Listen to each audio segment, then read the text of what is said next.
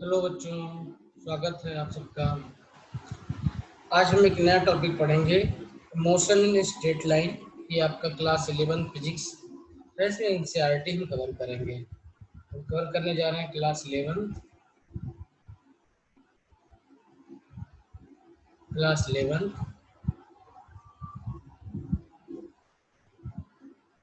Chapter 3 पूरी NCERT cover करेंगे हम। ठीक है, चैप्टर का नाम है motion in a straight line.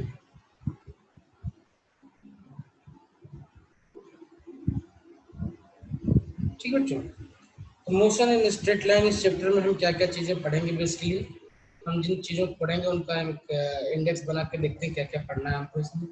सबसे पहले बच्चों इसमें हम जानेंगे पोजीशन क्या होता है, फिर हम इसको देखेंगे पाथ लेंथ क्या होगी,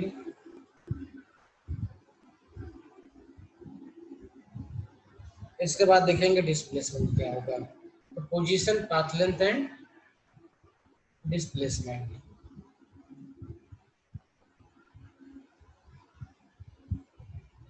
इसको पढ़ने के बाद में हम देखेंगे average velocity and average speed क्या होती है।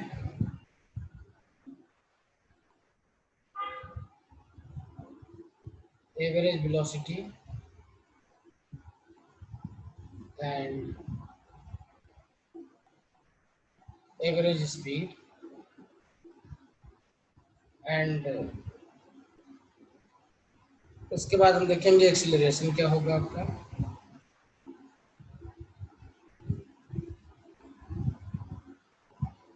Followed by kinematic equation for uniform acceleration motion.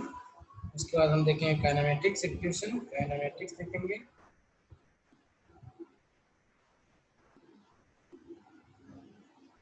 ठीक है, काइनेमेटिक इक्वेशन देखेंगे हम। कंडीशन ये होगी कि फॉर यूनिफॉर्म एक्सीलरेशन मोशन होगा। तो kinematic equation for motion under constant acceleration, kinematic equation for motion under constant acceleration. और इसके बाद में एक लास्ट टॉपिक इसमें होगा आपका रिलेटिव वेलोसिटी। क्या होगा ये? Relative velocity. Let us start one by one. अच्छा, एक पॉइंट और, इसमें से बहुत सारा पोर्शन है अभी जो आपके एनसीईआरटी ने का एनसीईआरटी बुक्स में आपके सीबीएसई ने बहुत सारे पॉइंट्स को इसमें से आपके सिलेबस से एलिमिनेट कर दिया है। बट वो एलिमिनेशन जो होगा आपका सिर्फ और सिर्फ 11th एग्जाम के पर्पज से है। एग्जाम में उस टॉपिक से क्वेश्चन नहीं आएंगे, लेकिन ये कॉन्सेप्ट बहुत इंपॉर्टेंट है। क्या है ये कॉन्सेप्ट बहुत इंपॉर्टेंट है। concepts are very important. These concepts are very important, therefore we need to learn them. ठीक है, अगर हम इनको अच्छे से लर्न करेंगे तो हम 2D मोशन और आगे सर्कुलर मोशन भी करेंगे तो वहाँ पे भी हमको हेल्प करेगा, खास तौर पे मोशन इन प्लेन में। वहाँ पे मोशन इन प्लेन यानी 2D मोशन में, तो 1D को जो कॉन्सेप्ट समझेंगे उसी को 2D में हम एक्सटेंड करेंगे। तो सबसे पहले स्टार्ट करते हैं कि मोशन इन स्ट्रेट लाइन में क्या क्या position, path length and displacement. ये तीनों चीजें एक दूसरे से रिलेटेड है बच्चों की, position, path length and displacement. ठीक है, तीनों बातें एक दूसरे से रिलेटेड हैं। तो देखते हैं पोजीशन क्या होती है।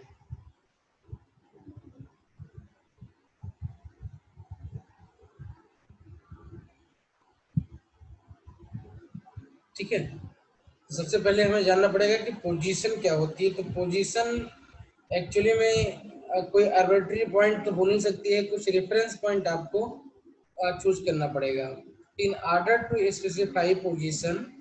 ठीक है, हमें कोई एक पर्टिकुलर पॉइंट चूज करनी पड़ेगी जिसके रिस्पेक्ट में हम इसको डिफाइन करें। तो टू डिफाइन पोजीशन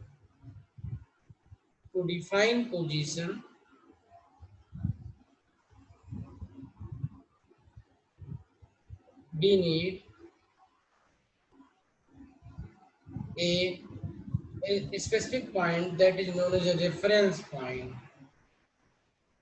ठीक है, to define position we need a specific point that is known as the reference point. ठीक है, तो हम जान लेते हैं रेफरेंस पॉइंट क्या होती है। तो बच्चों देखो, हमने आपका डायग्राम ये पढ़ा हुआ है कि एक्स एक्सिस होते हैं, वाई एक्सिस होती है, क्या होते हैं ये, वाई एक्सिस होती है एंड एक्स एक्सिस होती है इन अ प्लेन। ठीक है, तो ये जो ओरिजिन होता है जिसका कोऑर्डिनेट 0 होता है, इसको हम रेफरेंस पॉइंट बोलते हैं। तो we will choose, we are choosing, actually we are choosing origin O as reference point for determining the position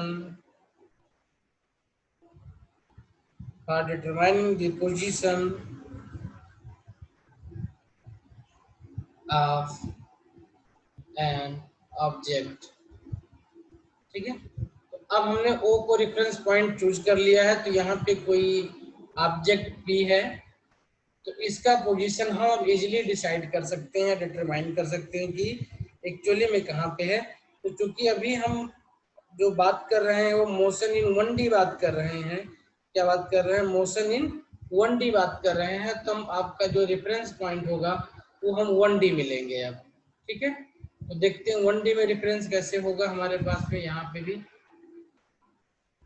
ये पॉइंट ओ हो गया, इसको 0 बोलेंगे। एक अगर नंबर एक्सिस पे बात करें हम, ये 0 हो गया, ये आपका पॉइंट ओ है। आगे इसका पॉइंट 1 हो जाएगा, 2 हो जाएगा, 3 हो जाएगा, 4 हो जाएगा, इधर -1 हो जाएगा, -2 हो जाएगा, -3 हो जाएगा, -4 हो जाएगा। ठीक है बच्चों, ये आपका क्या हो गया, एक नंबर लाइन हो गया। क्या हो गया, आपका नंबर लाइन हो गया। ठीक है, तो अब अगर कोई पॉइंट, कोई ऑब्जेक्ट भी यहाँ पे है, तो हम इजीली डिफाइन कर सकते हैं कि वो से वो कितनी डिस्टेंस पे क्या है। ठीक है, और अगर जो नंबर रिप्रेजेंट कर रहे हैं, हम सपोज करें कि ये नंबर आपके मीटर में रिप्रेजेंट कर रहे हैं, क्या रिप्रेजेंट कर रहे हैं, ये मीटर रिप्रेजेंट कर रहे हैं, और ये ओ से डिस्टेंस रिप्रेजेंट कर रहे हैं। ठीक है, तो पोजीशन कैसे डिफाइन करेंगे अब हम, now position will be given as, position will be, ठीक है, it will tell you the distance from the reference point O। ठीक है, तो position of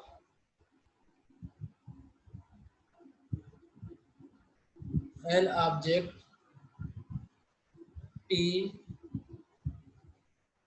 will be its distance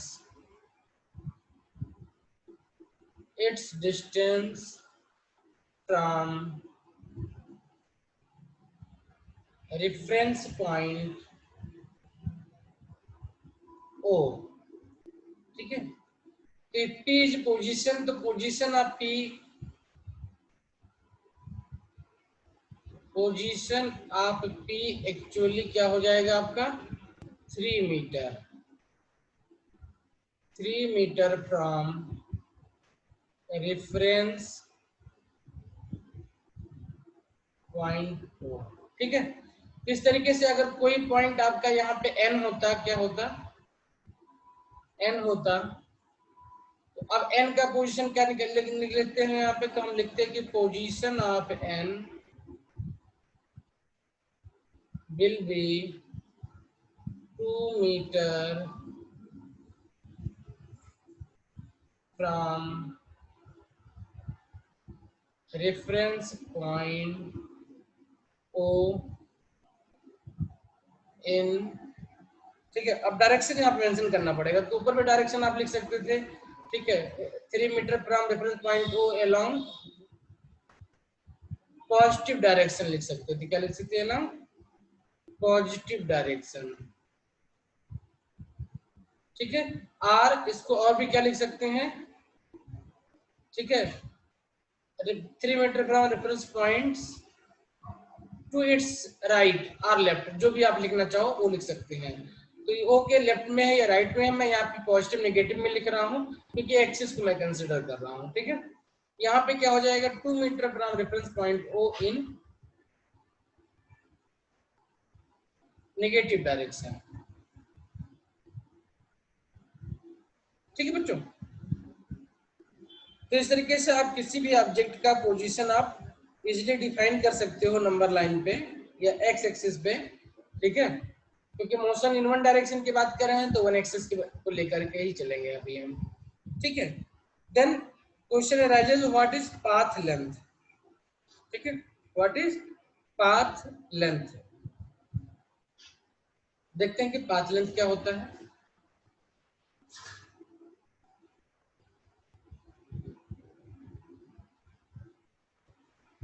तो हमने क्या किया था, यहाँ पे हमने बनाया था x x dash,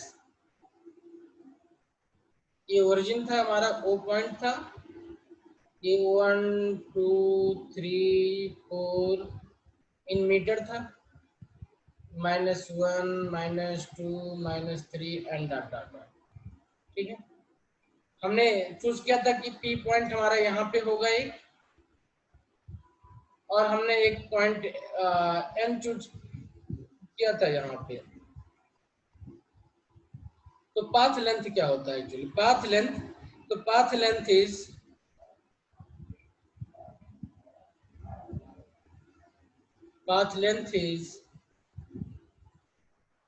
defined as the distance between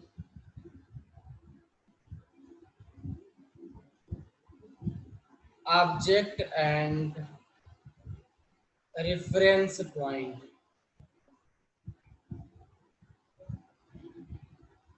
That is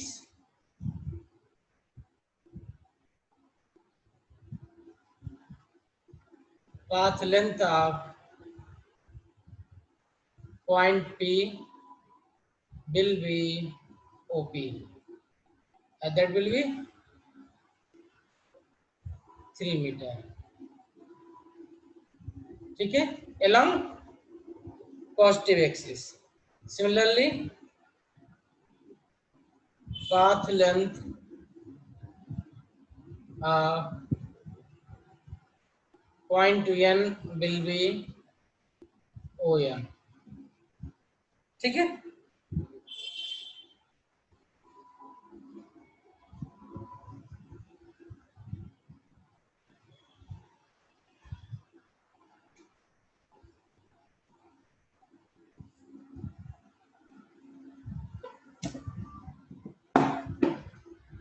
okay.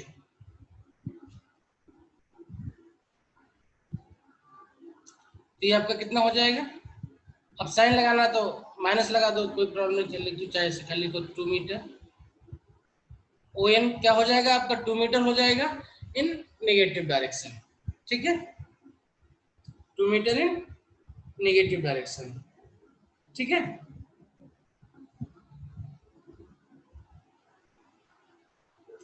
अच्छा पाथ लेंथ क्या होता है आपका, path length is a scalar quantity.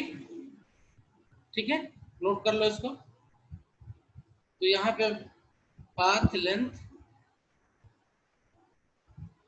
Is a scalar quantity. ठीक है, so it has only magnitude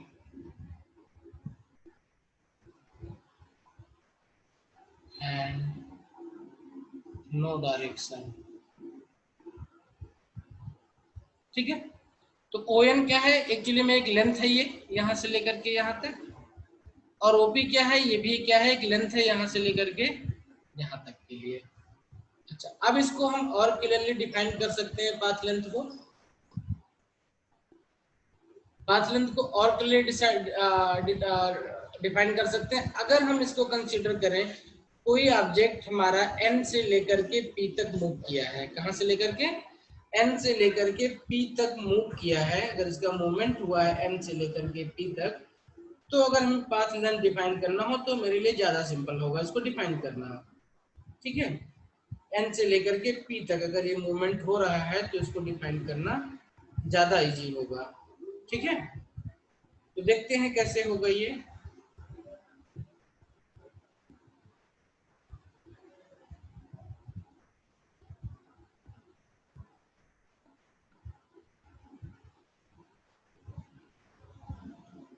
देखो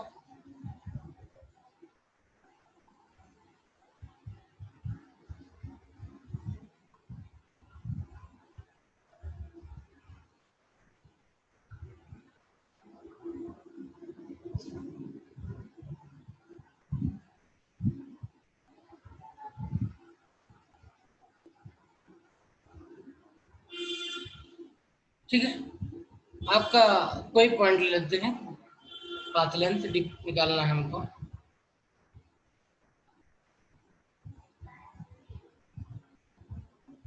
ठीक है,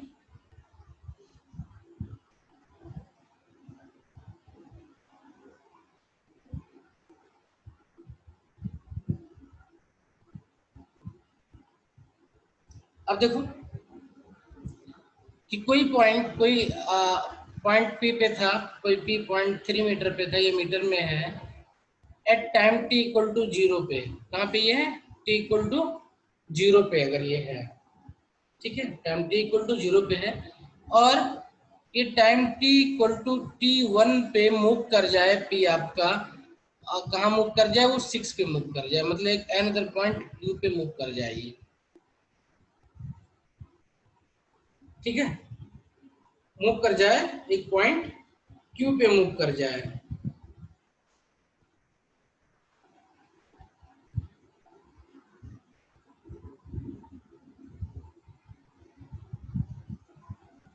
तो क्या मिलेगा, अब ये डिस्टेंस अगर हमको निकालनी है पी क्यू, तो पी क्यू आपका पाथ लेंथ हो जाएगा। तो इन दिस केस व्हाट क्या लिया था हमने, लेट एन ऑब्जेक्ट, ऑब्जेक्ट में यहाँ पे आप कुछ भी ले सकते हो, आपका मैन है, कोई इंसेक्ट है जो मूव कर सकता है, मान लो कोई बाइसिकल है, कोई कार है, जो भी है, कोई भी ऑब्जेक्ट हो सकता है। Let an object at time p, oh sorry, at time t equal to 0 is at point p। ठीक है, and it moves to point q in time t1, then the path length, इसको बोलेंगे simply distance. ठीक है, covered by या travelled by the path length covered by the object will be, क्या हो जाएगा ये आपका, covered by the object will be the distance between point P and Q, क्या निकल जाएगा, distance between point P and Q। इसको ऐसे लिख सकते हैं, OQ माइनस OP। ठीक है बच्चों, आपका OQ कितना था, ये आपका 6 मीटर है, और OP कितना है आपका 3 मीटर है, तो कितना हो जाएगा, 3 मीटर इक्वल टू 3m। तो डिस्टेंस और path length covered by object from time t0 to t1 is 3 metre. ठीक है बच्चों, तो इस तरीके से पाथ लेंथ आप इजीली निकाल सकते हो किसी भी ऑब्जेक्ट का जो कि आपका मूव कर रहा है, ट्रेवल कर रहा है। अगर वो फिक्स है किसी पर्टिकुलर पॉइंट पे तो सिर्फ उसका पोजीशन होगा, अगर उस पोजीशन से मूवमेंट किया है तो आप पाथ लेंथ निकाल सकते हो, पाथ लेंथ होगा जो डिस्टेंस वो ट्रेवल करेगा। क्लियर। अब यहीं पे क्वेश्चन होता है एक नया, वो होता है डिस्प्लेसमेंट का। तो हमने डिस्टेंस तो निकाल लिया, हम डिस्प्लेसमेंट देखेंगे नेक्स्ट टॉपिक को, फिर को एक साथ कोरिलेट करेंगे। डिस्प्लेसमेंट, ठीक है बच्चों। तो ये क्या होता है, तो सिंपल सी बात होती है, अगर हम रेफरेंस पॉइंट को डिसाइड कर लिए हैं एक बार, रेफरेंस पॉइंट को एक बार हमने डिसाइड कर लिया है, हमने पॉइंट पी ले लिया, उसी की बात करेंगे। तो क्या होता है डिस्प्लेसमेंट, क्या होता है, देखो बहुत केयरफुली इसको, इस डिफरेंस को देखना है हमें, ठीक है। ये क्या होता है, रेफरेंस पॉइंट पे हम अगर वॉच रख दें, क्या रख दें, reference point plus, reference point पे हम अगर प्लस वॉच रख दें, वॉच, तो ये बन जाता है फ्रेम ऑफ रेफरेंस बन जाता है। क्या बच्चे बन जाता है, ये फ्रेम ऑफ रेफरेंस बन जाता है, ठीक है। तो अब इस टाइम के साथ में अगर रेफरेंस पॉइंट के रिस्पेक्ट में किसी भी ऑब्जेक्ट का पोजीशन चेंज होता है, क्या होता है, पोजीशन चेंज होता है, तो उस चेंज इन पोजीशन को अगर डायरेक्शन के साथ हम नोट करें तो उसको हम बोलते हैं डिस्प्लेसमेंट, ठीक है। डिस्प्लेसमेंट क्या है, डिस्प्लेसमेंट है change in position, change in position of an object with respect to reference point with time। अगर टाइम के साथ में रेफरेंस पॉइंट से इसका पोजीशन चेंज नहीं हुआ तो मतलब कोई डिस्प्लेसमेंट नहीं हुआ है, ठीक है। तो टाइम के साथ में अगर पोजीशन चेंज हो रहा है रेफरेंस पॉइंट के रिस्पेक्ट में, तो हम बोलेंगे कि यहाँ पे डिस्प्लेसमेंट हो रहा है, ठीक है।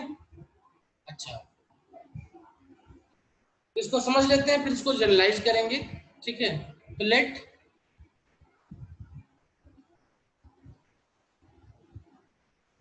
an object is at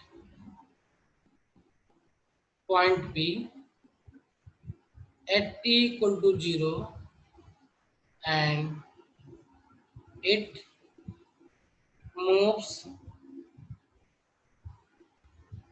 to a new position, let's say this is q, a new position q at time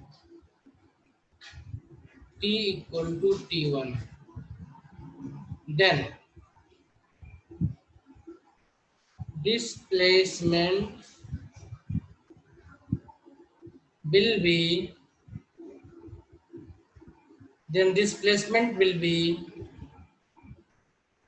vector pq, or this will be given as OQ minus OP। ध्यान रखना, जब हम क्या बोलते हैं पाथ लेंथ की बात कर रहे हैं तो हमने इसको मॉड में लिखा हुआ था, डिस्टेंस तुम्हें लिखा मॉड में लिखा, मतलब वहां पे हमें डायरेक्शन में सिर्फ मैग्नीट्यूड से मतलब था, यहाँ पे हमें डायरेक्शन से मतलब था, इसलिए हमने इसको वेक्टर के फॉर्म में लिखा हुआ। Vector means having magnitude with direction, ठीक है। तो डिस्प्लेसमेंट क्या है, displacement is a vector quantity, ठीक है। Let us give a general definition of displacement.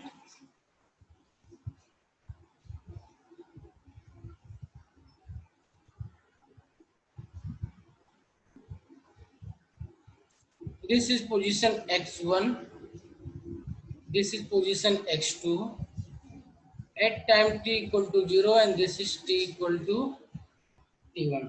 अच्छा, आप चाहो तो इस टाइम को भी t1 t2 कर सकते हो, t equal to t1 कर लो, इसको इसको t2 कर दो, तो और भी जनरलाइज डिफिनेशन आपको मिल जाएगी। Then let an object is at a point नाम दे दो, इनका p दे दो, नाम दे दो, q दे दो, at point p distance x1 है and time equal to t1 है। तो क्या let an object is at point p at time t1 and it moves to point q means x2 and it moves to point q r, इसको ऐसे भी लिख सकते हो r it is at point q at time t2। तो दोनों में से जो भी लिखना है वो आप कर सकते हैं, दोनों लैंग्वेज सेम है। Let an object is at point p at time t1 and it moves to point q in time t2 minus t1, then displacement will be x2 minus